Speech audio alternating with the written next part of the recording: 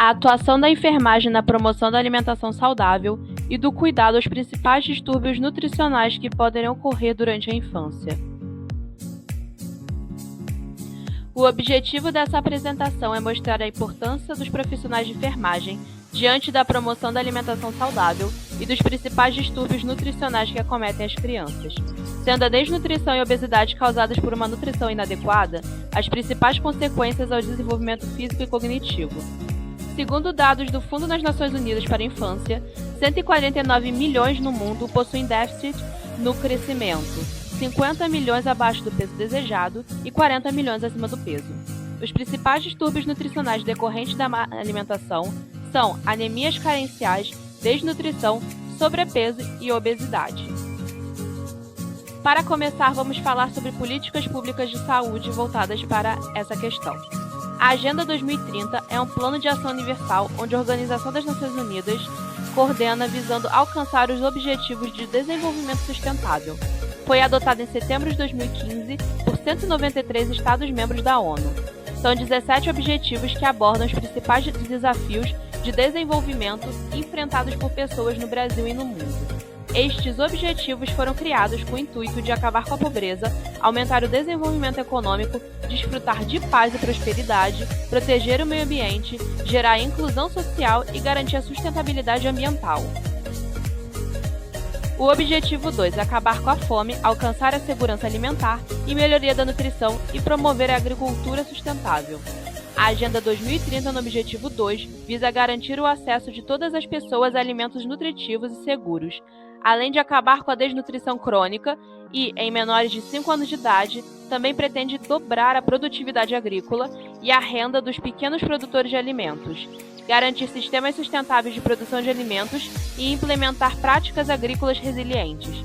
Dessa forma, a alimentação saudável e nutritiva é uma temática importante de ser abordada a fim de acabar com a insegurança alimentar e promover o adequado crescimento e desenvolvimento da população. O IDP, a Atenção Integrada das Doenças Prevalentes na Infância, foi desenvolvida originalmente pela Organização Mundial da Saúde e pelo Fundo das Nações Unidas para a Infância e Adolescência e se caracteriza pela abordagem simultânea e integrada do conjunto de doenças de maior prevalência na infância. Tem como finalidade promover uma rápida e significativa redução da mortalidade na infância e foi adotada e adaptada para o perfil epidemiológico do Brasil, pelo Ministério da Saúde.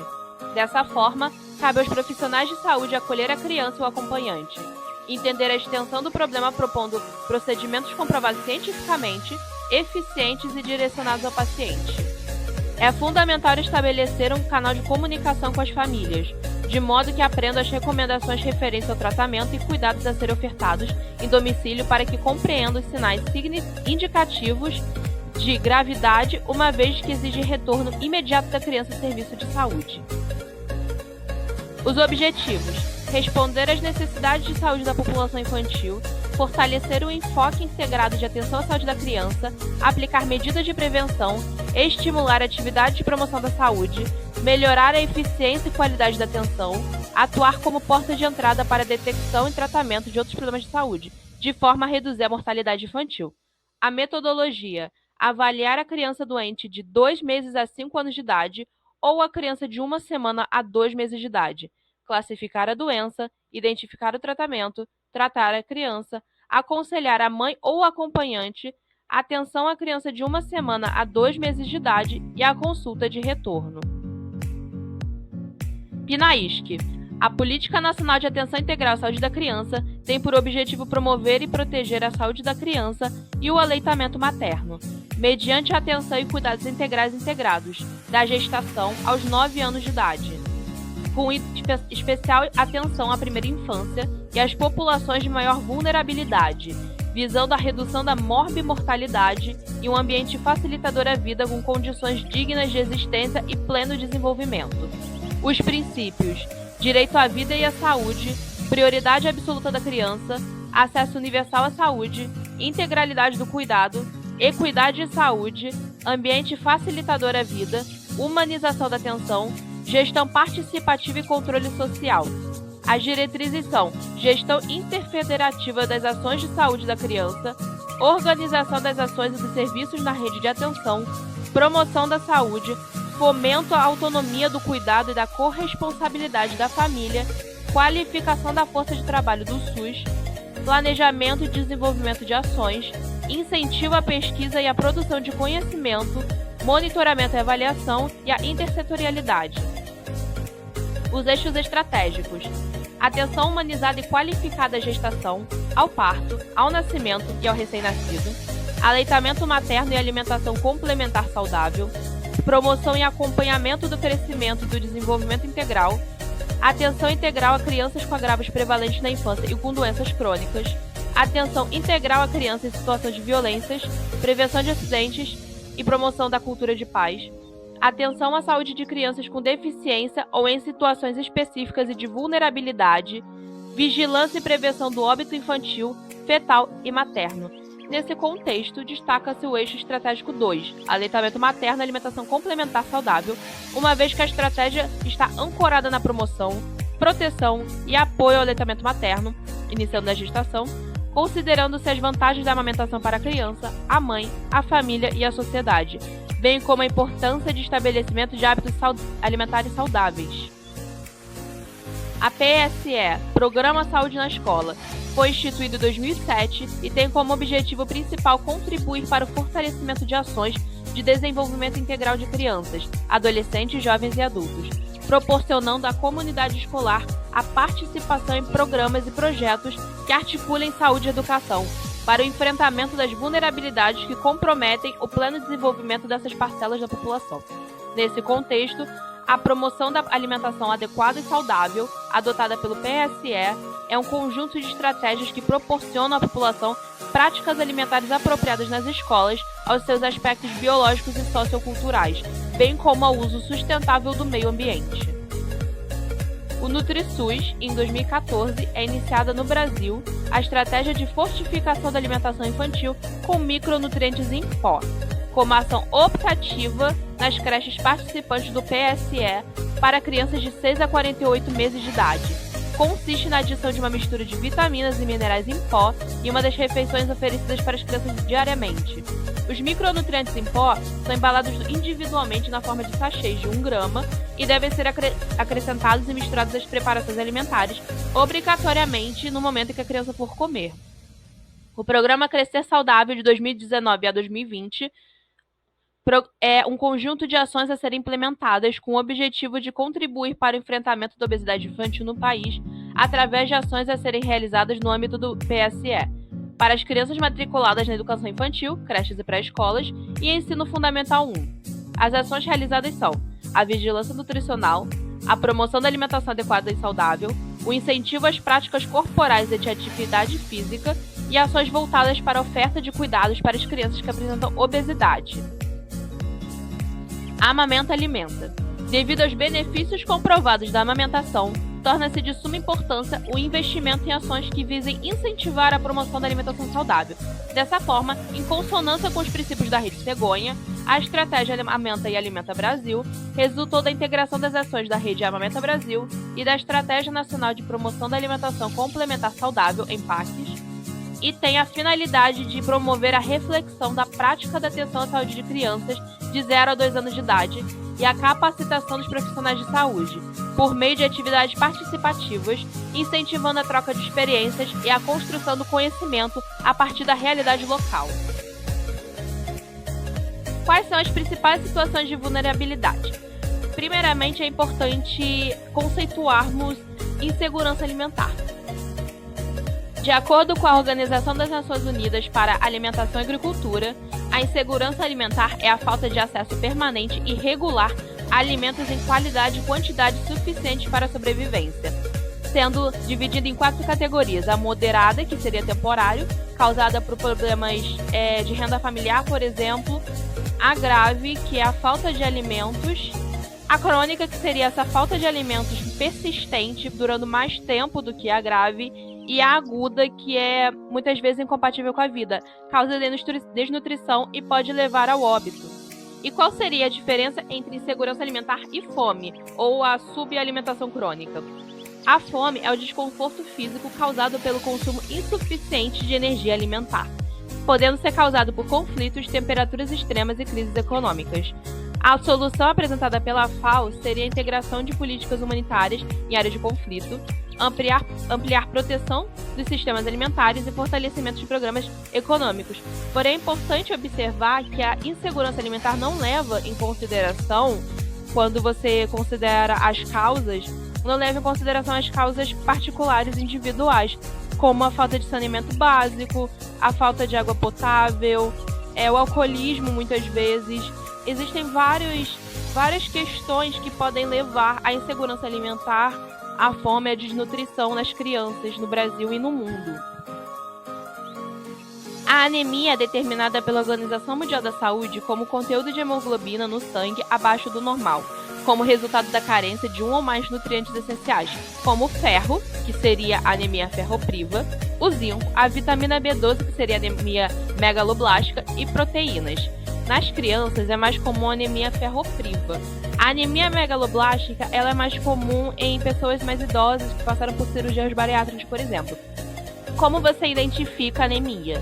Os valores de referência de hemoglobina no hemograma, exame de sangue, é de 11 gramas por decilitro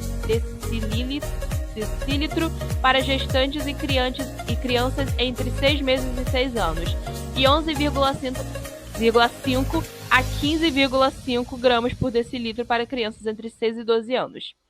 E qual que é a quantidade de ferro adequada de ser consumida por dia? Dos 0 aos 6 meses é 0,27 miligramas, dos 7 aos 12 meses é 11 miligramas, de 1 a 3 anos é 7 miligramas, dos 4 a 8 anos é 10 miligramas, dos 9 aos 13 é 8 miligramas, dos 14 ao 15 é 15 miligramas, 15 anos ainda é considerado como se fosse infância, ainda não entra muito na adolescência, dependendo da organização que você for ver a denominação.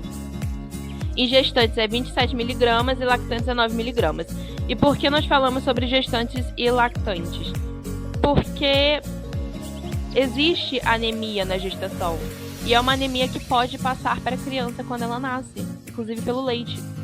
Os dados epidemiológicos da anemia infantil: 42% das crianças abaixo de 5 anos no mundo são afetadas por anemia ferropriva, de acordo com uma pesquisa da Organização Mundial da Saúde em 2018. 40% das gestantes do mundo são anêmicas, de acordo com a OMS 2021. A prevalência em crianças de até 5 anos é de 10%, e esse dado foi divulgado pelo Estudo Nacional de Alimentação e Nutrição Infantil, em 2019, organizado pela Universidade Federal do Rio de Janeiro. E a Universidade Federal de São Carlos divulgou que em 2021, 33% das crianças de até 6 anos possuía anemia ferropriva no Brasil. Os sintomas são palidez na pele e mucosas, apatia, fadiga, anorexia, que seria a falta de apetite, sonolência, tontura, falta de ar, taquicardia. E nas crianças afeta o desenvolvimento, aprendizagem e habilidades cognitivas, além de retardar o crescimento e aumentar a predisposição a infecções. Pode ser curado em 3 meses com suplemento, que seria o sulfato ferroso, já que a vida útil dos glóbulos vermelhos e hemoglobinas é de 120 dias.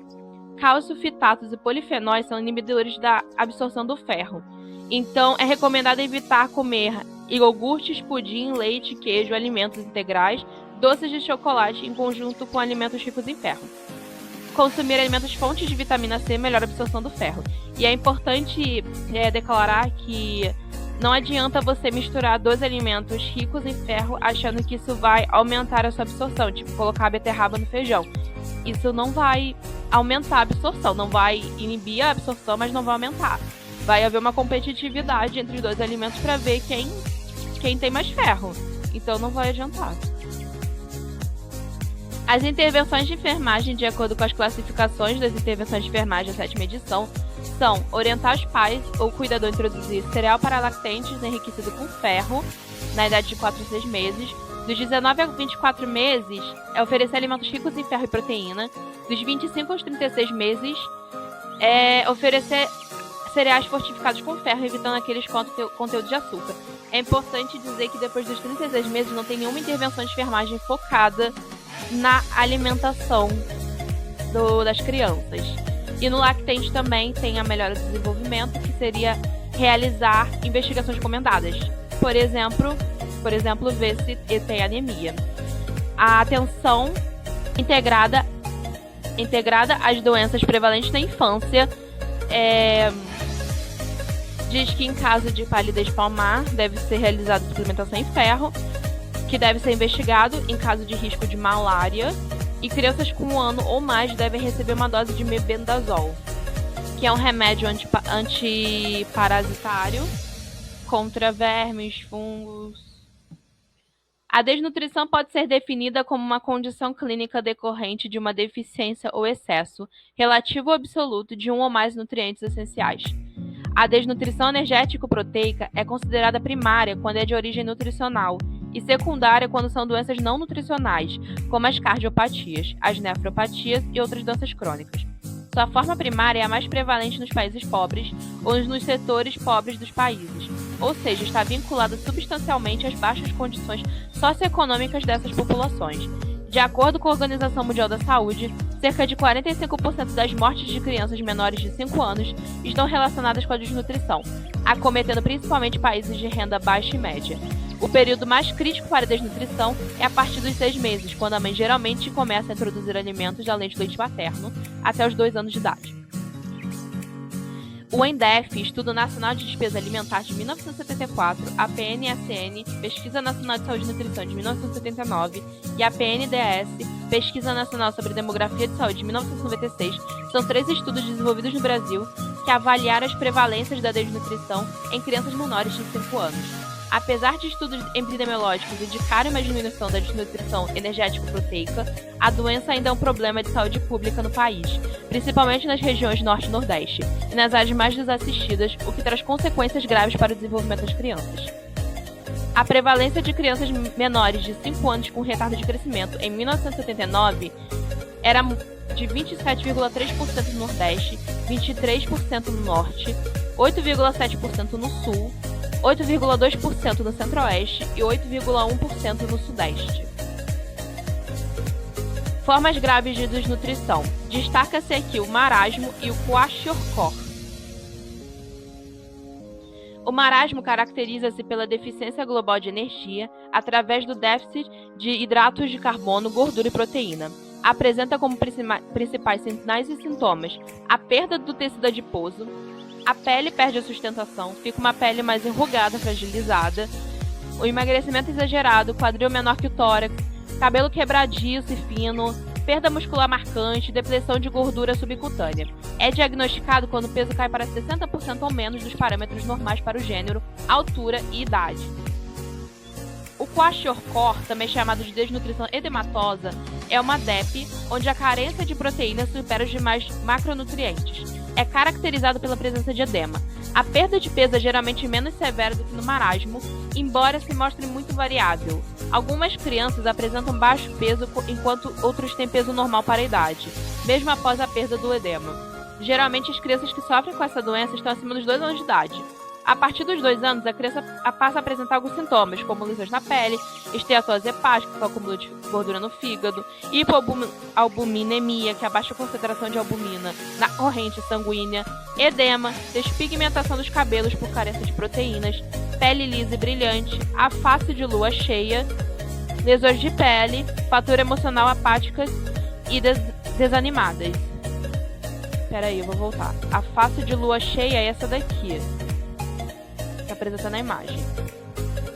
As causas da desnutrição são socioeconômicas, culturais, a renda, disponibilidade de alimentos e o desmame precoce. O diagnóstico. Pode-se diagnosticar a desnutrição de diferentes métodos, desde uma avaliação clínica, observando peso, altura e idade da criança, até a avaliação de seu estado nutricional, incluindo, além da análise clínica, dados sobre alimentação, avaliação bioquímica, imunológica, metabólica e diagnóstico nutricional do paciente. A implementação de enfermagem, manter leito adequadamente limpo e sem dobras, realizar mudança de decúbito, realizar higiene corporal adequadamente na região perianal, manter cuidados com a pele, fazer balanço hídrico, manter temperatura corporal e estar atento a episódios de hipoglicemia, pesar a criança, estar atento a sinais de infecções. Em caso de sonda nasogástrica instalada, prestar cuidados necessários com a sonda, estimular a ingesta hídrica tanto quanto alimentar, de acordo com a prescrição, verificar sinais vitais e ressaltar a importância do acompanhamento ambulatorial. A avaliação dos principais distúrbios alimentares segundo a IDP. Observar e verificar emagrecimento acentuado visível, avaliar o cartão da criança, observar o peso para idade, formar traçado e determinar sua inclinação, edema em ambos os pés. A palidez palmar, ela é grave ou é leve? Verifique o crescimento, o peso para idade, classifique o estado nutricional e a palidez palmar e classificar segundo a IDP. Aqui tem um quadro da classificação, avaliação, classificação e tratamento. No caso de nutrição grave, o tratamento é prevenir, controlar e tratar a hipoglicemia, prevenir hipotermia, dar mega dose de vitamina A, se ela não tiver tomado nos últimos 30 dias, e referir urgentemente ao hospital. Quando o peso é muito baixo, avaliar a alimentação e as possíveis causas, aconselhar o acompanhante a tratar a criança de acordo com as dietas especiais, mega dose de vitamina A também, se não tiver tomado nos últimos 30 dias, uso profilático de ferro em menores de 24 meses para evitar anemia, retorno em 5 dias, orientar sinais de retorno imediato. O peso baixo, a alimentação da criança, alimentação adequada, uso profilático de ferro, retorno em 2 semanas, sinais de retorno imediato.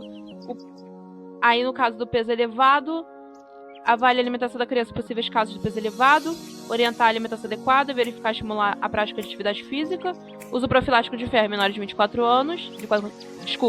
meses, marcar o retorno com 2 semanas, orientar sinais de retorno realizando o diagnóstico do estado nutricional. O tratamento de nutrição varia de acordo com a gravidade da doença. Os principais objetivos de tratamento são recuperar o estado nutricional, normalizar as alterações orgânicas ocasionadas pela desnutrição, promover o crescimento, no caso das crianças, e o ganho de peso, dieta específica para cada caso, aliada a uma educação ou reeducação alimentar, orientações sobre higiene alimentar e pessoal, e participação familiar e comunitária nesse processo é muito importante. Vamos falar agora sobre diarreia. É a perda excessiva de água e eletrólitos através das fezes, cuja ocorrência varia de 3 ou mais evacuações líquidas ou amolecidas no período de 24 horas. É caracterizado pelo aumento do volume e frequência das fezes e redução da consistência. A classificação da diarreia pode ser líquida aguda, que pode causar hidratação e contribui para a desnutrição e óbito da criança. Pode ser persistente, que é diarreia líquida persistente por 14 dias ou mais. Ou disenteria, que é diarreia com sangue, muco, ou pode ser sem muco também.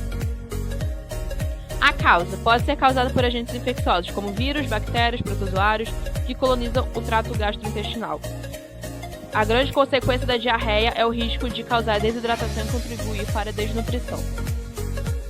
Epidemiologia. Representa a causa principal de morbidade e mortalidade infantil em menores de 6 meses de idade. No Nordeste, o risco de morte aumenta em 5 vezes em crianças menores de 5 anos comparado com a região Sul. Representa 30% do total de mortes em crianças no primeiro ano de vida na região Nordeste e maior incidência em regiões cujas condições de saneamento básico, higiene pessoal e ambiental são precárias. Os fatores de risco: viver em condições com higiene e saneamento básico precário, contato com pessoas que estão com diarreia infecciosa e não receber alimentamento materno. Avaliação segundo a IDP. Objetivo: saber por quanto tempo a criança está com diarreia, saber se há sinais de desidratação, saber se há sangue nas fezes. Aí tem as perguntas que devem ser realizadas. Há quanto tempo está com diarreia, tem sangue nas fezes, observa e apalpa. Condição geral da criança, ela está letárgica, inconsciente, inquieta, irritada, os olhos estão fundos, oferece líquidos à criança. Ela não consegue beber ou bebe muito mal? Ela bebe com sede, o sinal da prega, se a pele volta ao estado anterior, é muito lentamente, mais de 2 segundos ou é lentamente? Avaliação do estado de desidratação. Oh, meu pai. Desidratação grave. Desidratação grave considerada quando tem pelo menos 2 dos sinais: letárgico, inconsciente, olhos fundos, não consegue beber ou bebe muito mal e sinal da prega. Se não se enquadra em nenhuma outra classificação grave, terapia endovenosa, ou se a criança também se enquadrar em outra classificação grave, referir urgentemente ao hospital, com a mãe administrando goles frequentes de SRO durante o trajeto, ou seja, solução de reidratação oral. Recomendar à mãe continuar a amamentação ao peito. Se a criança tiver 2 anos ou mais e houver cólera na região, administrar antibiótico contra a cólera. A desidratação que não é grave são os mesmos sintomas que antes, só que ela não vai estar letárgica nem inconsciente e ela vai beber com muita sede.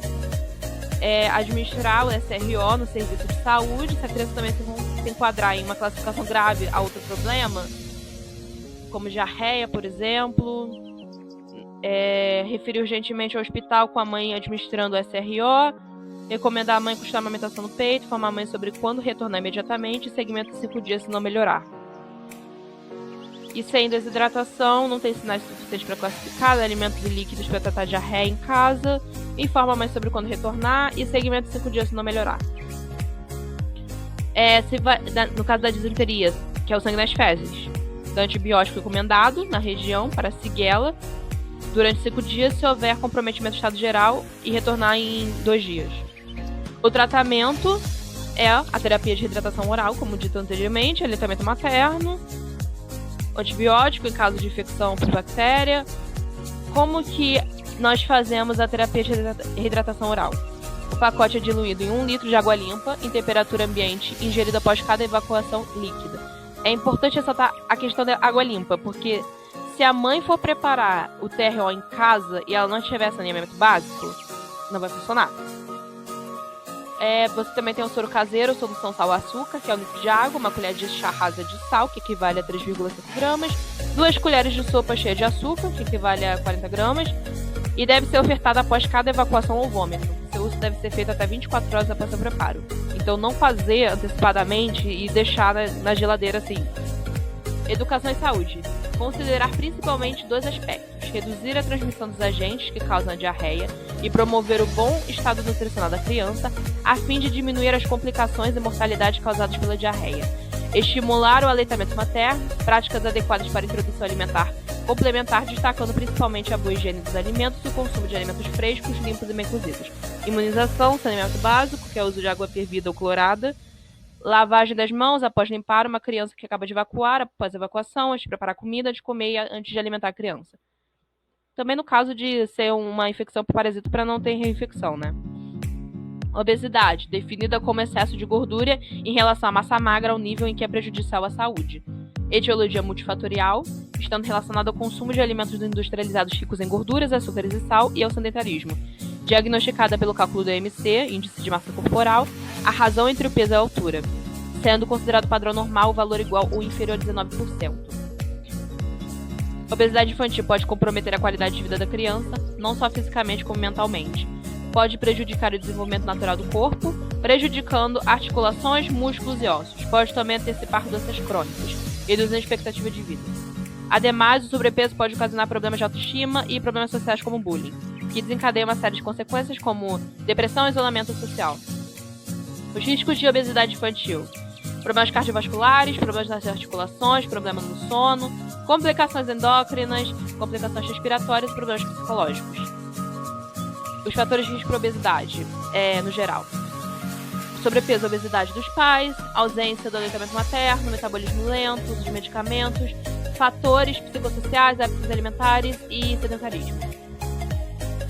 O tratamento é feito primordialmente mediante a promoção de hábitos de vida saudável. É importante que haja estímulo por parte da família, em alguns casos, a necessidade do uso de medicamentos, até mesmo cirurgias. Considerações finais.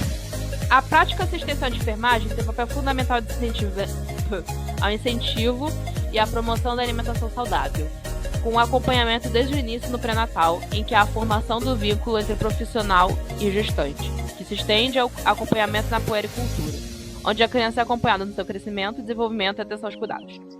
Assim como o caráter educativo e de sensibilização, levando em consideração as questões socioeconômicas e culturais, tentando adequar as necessidades à realidade de vida familiar. A divulgação e esclarecimento sobre os programas, estratégias e direitos que contribuem para beneficiar um perfil nutricional adequado é essencial, ressaltando que é imprescindível a capacitação e atualização profissional, agregando conhecimentos e técnicas para que esses acompanhamentos sejam de qualidade, assim como a efetividade das políticas públicas na busca de ações para a diminuição da fome e dos casos de distúrbios nutricionais e, consequentemente... eu me perdi. E, consequentemente a isso, a imortalidade infantil. Essas são as referências que foram usadas para a realização desse trabalho. Obrigada.